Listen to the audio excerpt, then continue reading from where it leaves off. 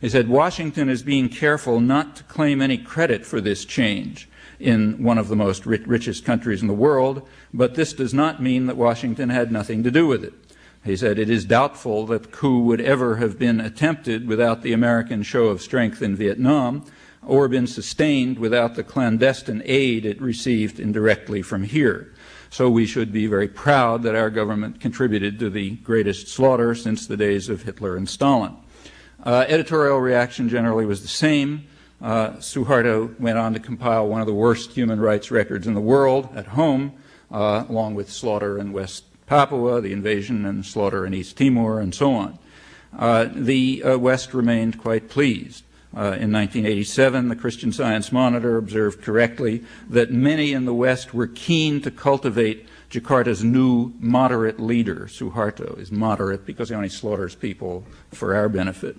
The London Economist added that despite appearances, this great mass murderer and torturer is, they said, at heart benign.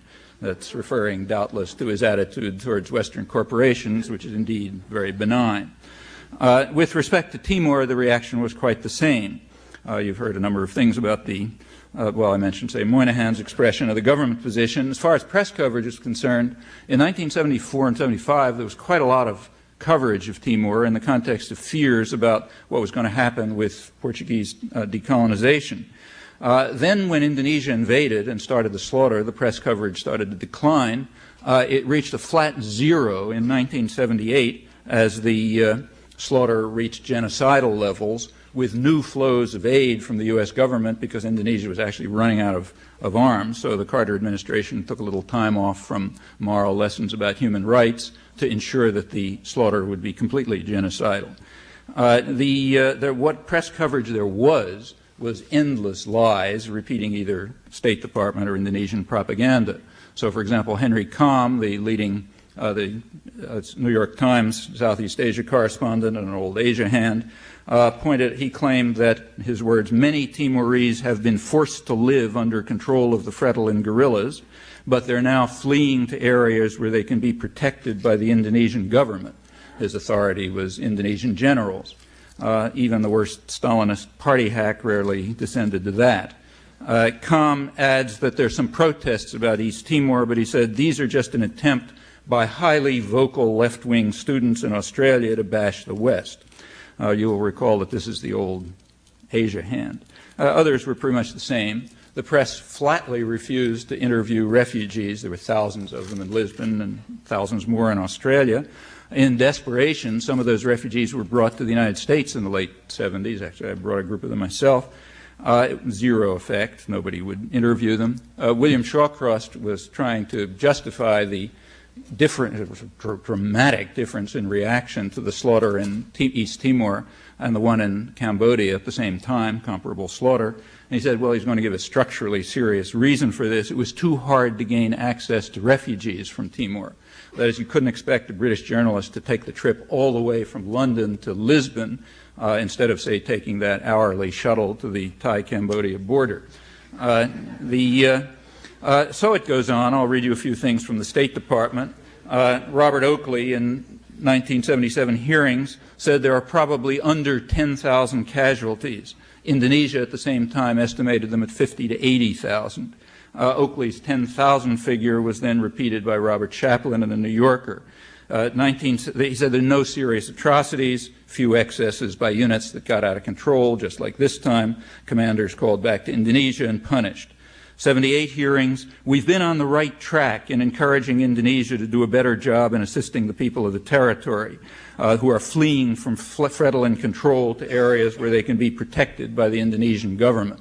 Remember, this is when the massacre's reaching genocidal levels. The State Department legal advisor informed Congress with a straight face that the incorporation of East Timor into Indonesia followed unanimous approval by the People's Council of East Timor of a petition asking Indonesia to accept integration of East Timor into Indonesia.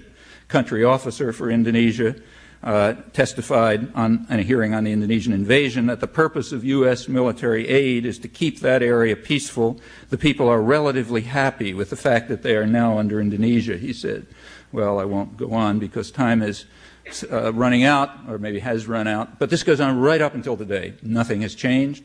The most recent reports that I've seen from they come from Australian journalists who just got kicked out of Indonesia about 3 weeks ago, of Timor about 3 weeks ago, is that terror is increasing, torture is increasing, midnight raids are increasing. He was kicked out summarily from East Timor, and they stole his film, which included film of tortured people who'd been tortured with their ears cut off. He said, while I was there in early April, Indonesian troops were raiding houses and pulling teenagers out to send them to the torture chambers and so on. That's a brief, much too brief sample of the evidence. I wish I shared Ben Anderson's optimism about what all this is going to lead to. In my view, it depends very crucially on what happens here.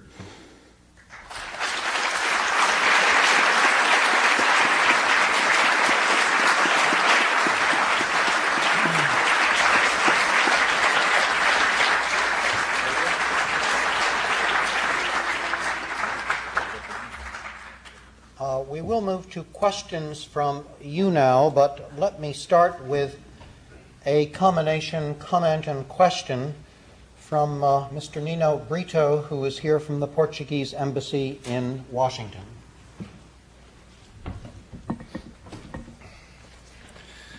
Well, good evening. I am the representative tonight of the government, who is the administering power of the non-self-governing territory of East Timor, according to the United Nations relevant resolutions approved in '75 and then afterwards.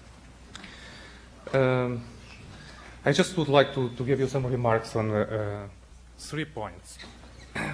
The self-determination question, the human rights dimension, and the development issues which were brought to us by Larry Dinger. Well, we view as positive the administration's acknowledgement that a valid act of self-determination has not taken place yet in East Timor. Therefore, we feel puzzled and dismayed with the recognition of the incorporation, as well as with the fact that the United States considers East Timor as quote-unquote a province.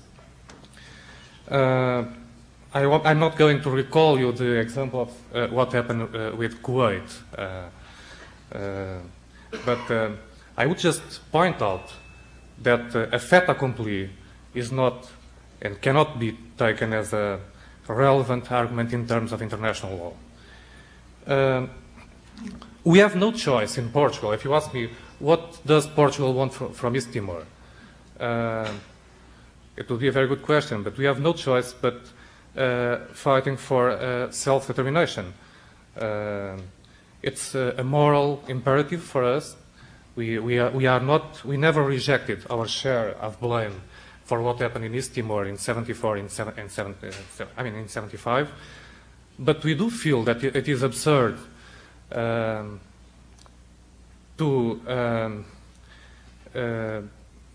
deny the East Timorese people the right for self-determination, bearing in mind the sufferings and the horrible situation that they have been facing since the invasion.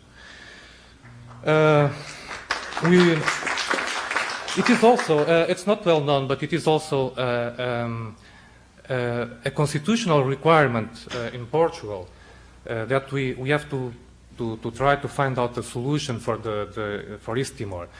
And it's written in the Portuguese constitution that every single Portuguese government has to seek for a just and balanced solution for the East Timorese problem, if you could say. We find out that it is ironic that the chairman state of the non-aligned movement, itself a former colony,